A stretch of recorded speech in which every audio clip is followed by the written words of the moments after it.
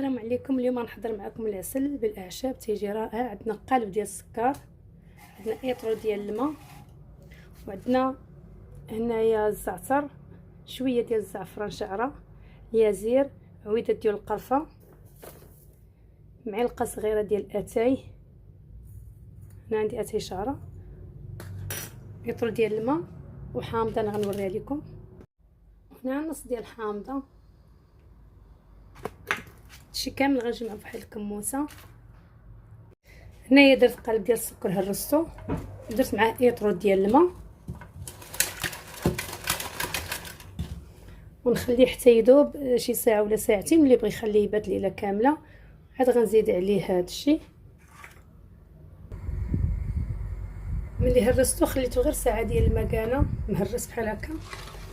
صافي غنحركو مزيان وندير هاد الكموسه، ندير القرفه ديال الحامض، درت كلشي فوق البوطه. صافي ملي غيبدا يغلي نشوف السكر داير،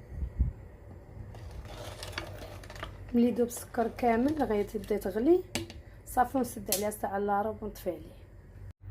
هو العسل من بعد ما طاب وخليته انا ليله كامله محليتش عليه، من بعد ما بدات تصفر الكوكوط خليته 45 دقيقه بالضبط صافي، وطفيت عليه وخليته حتى للصباح. شوف كيف جا، تيجي رائع، تيجي زوين. نتمنى يعجبكم الفيديو، وإلا عجبكم ديروا جيم ابوني. بسلام عليكم.